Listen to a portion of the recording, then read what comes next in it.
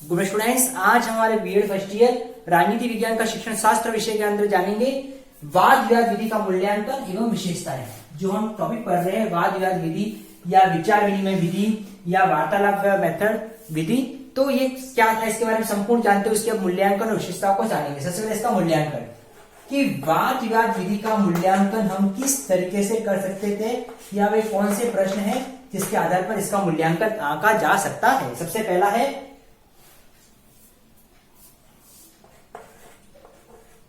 इसके मूल्यांकन के संदर्भ में कुछ बातें, क्या छात्रों की जानकारी में वृद्धि हुई। ठीक है, कुछ प्रश्न है, उस प्रश्नों के आधार पर हम इस वाद विवाद विधि का मूल्यांकन कर सकते हैं। जैसे कि वाद विवाद करते हैं तो उस पर ये प्रश्न बन सकता है, क्या छात्रों की जानकारी वृद्धि हुई, क्या बच्चों ने वाद विवाद के माध्यम से इसकी जानकारी वृद्धि हुई। तो एक पहला प्रश्न ये बन सकता है। सेकेंड,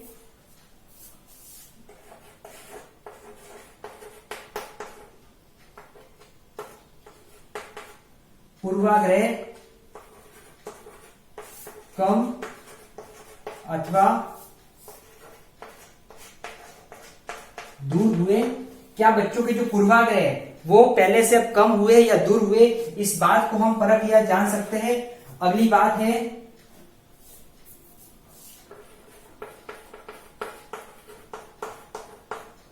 दृष्टिकोण में कोई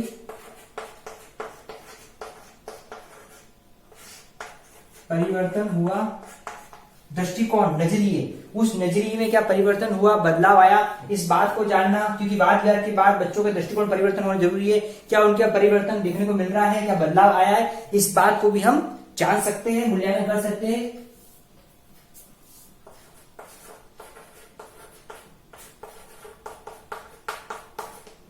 क्या छात्रों की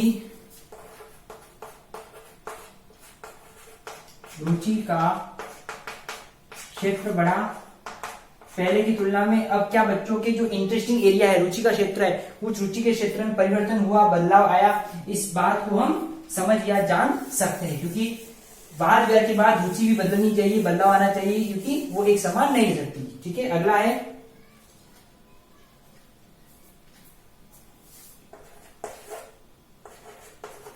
क्या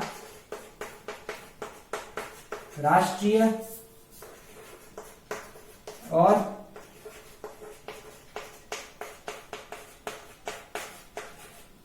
अंतर्राष्ट्रीय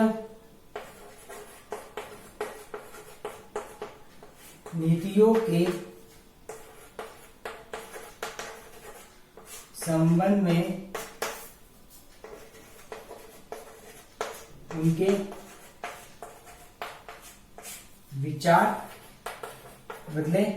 ठीक है ना, बच्चों के जो विचार है, ठीक है ना, वो क्या राष्ट्रीय और अंतर्राष्ट्रीय नीतियों के सफल संदर्भ में क्या उनके विचार बदले हैं, इस बात को भी हम परख सकते हैं। अगला है क्या छात्र सचेत क्रियाशील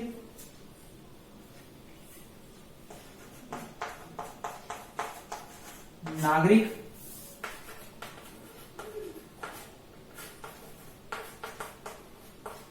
बनने के लिए प्रेरित हुआ। क्या बच्चा पहले से क्या सचेत और एक्टिवनेस प्यूपल यानी क्रियाशील नागरिक बनने के लिए प्रेरित हुआ। इस तरीके से हम इसके मूल्यांकन को समझ सकते, आंक सकते और जान सकते कि वाद विवाद का जो उद्देश्य था, उद्देश्य इन क्वेश्चन के माध्यम से पूर्ण हो रहा है कि नहीं हो रहा है। अब हम इसके मूल्यांकन को समझने के बाद अब हम जानेंगे इसकी विशेषताओं को कि वाद विवाद विधि जो हम बच्चों के साथ कक्ष में वार्तालाप मेथड का यूज कर रहे हैं, इसकी क्या क्या विशेषताएं हैं। ठीक है, तो इसकी विशेषताओं को समझते हैं हम। पहला,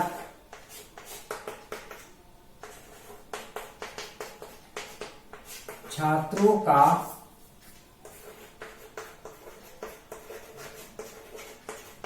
सामाजिकरण, छात्रों का सामाजिकरण। ठीक है, शिक्षा के स्वरूप में परिवर्तन आया है। आज ज्यादातर उद्देश्यों की तुलना आदर्शों पर बल दिया जाता है। ठीक है ना, बच्चों के आदर्श पर फोकस किया जाता है कि बच्चों को एक अच्छा नागरिक बनाए जो अपने और समाज और राष्ट्र के विकास में अपना योगदान दे सके।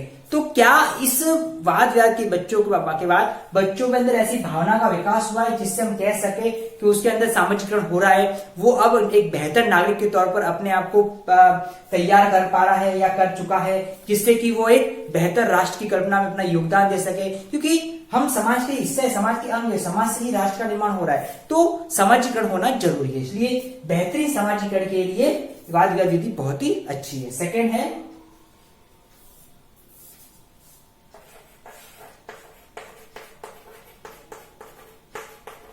सामाजिक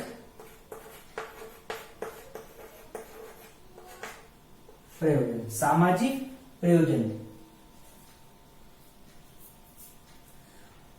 बच्चा स्वयं को एक समाज का एक सदस्य मानता है, सदस्य समाज का एक अंग होता है, तो उसका सामाजिक प्रयोजन होना जरूरी है। तो सामाजिक प्रयोजन इस वाद विवाद विधि के माध्यम से देखा जाता है, वो समाज के हिसाब से उसका अपना प्रयोजन निर्मित करता है, सामाजिक प्रयोजन करता है। थर्ड है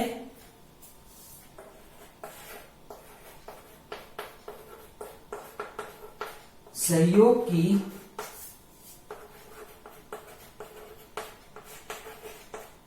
भावना का विकास।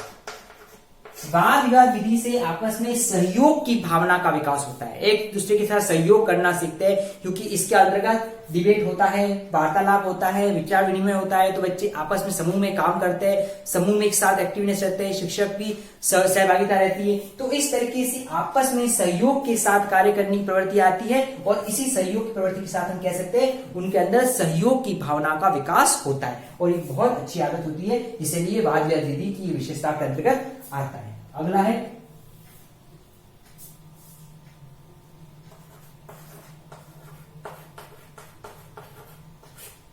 नेतृत्व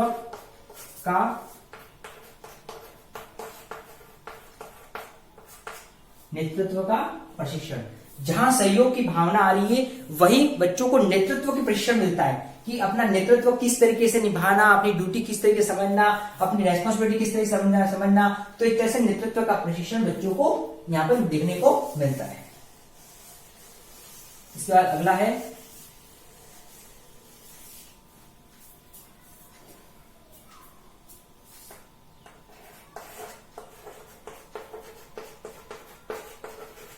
मानसिक विकास। बच्चों का मेंटल डेवलपमेंट होता है, मानसिक विकास होता है, क्योंकि इसमें तर्क वितर्क क्षमता का विकास होता है, एक दूसरे की बातों को जानने का मौका मिलता है, अपनी बातों को रखने का मौका मिलता है। तो इस तरीके से कुल मिलाकर एक बेहतरीन मानसिकता का विकास होता है। अगला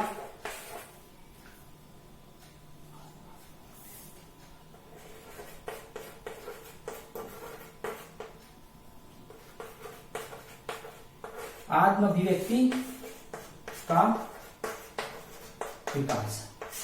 आत्मव्यक्ति यानी कि अपनी अभिव्यक्ति करना, अपने बातों को रखना, अपनी बातों को बेहतर तौर पर दूसरों के सामने प्रस्तुत करना और एक कुशल पूर्वक रखना, इस तरह से आत्मव्यक्ति का भी विकास होता है।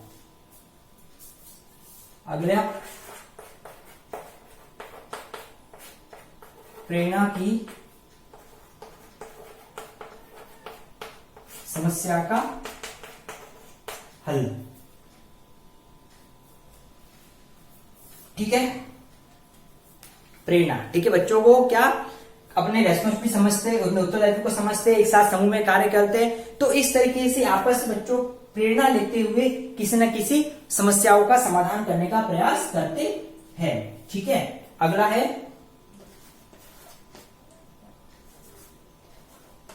नेक्स्ट है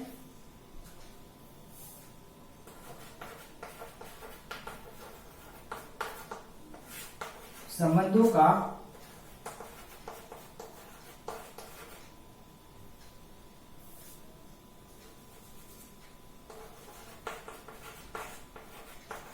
स्वाभाविक विकास। संबंधों का स्वाभाविक विकास। ठीक है, स्टूडेंट का आपस में, स्टूडेंट का टीचर से जो टीचिंग से रिलेटेड जो रिलेशन बनता है उसका धीरे धीरे डेवलपमेंट होता है और एक दूसरे को अच्छे समझते और आगे बेहतर तौर पर कार्य कर पाते। इस तरीके से आज हमने क्लास में जाना कि वाद विवाद विधि क्या था, इसके मूल्यांकन और इसकी विशेषताओं को समझा। इसके अंतर्गत इसकी किस तरीके से इसकी इवोल्यूशन हम कर सकते हैं। अब इससे रिगार्डिंग आज का आपका होमवर्क है,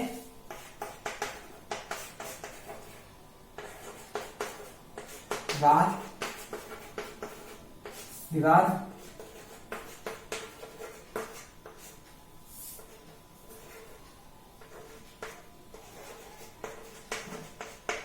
के मूल्यांकन एवं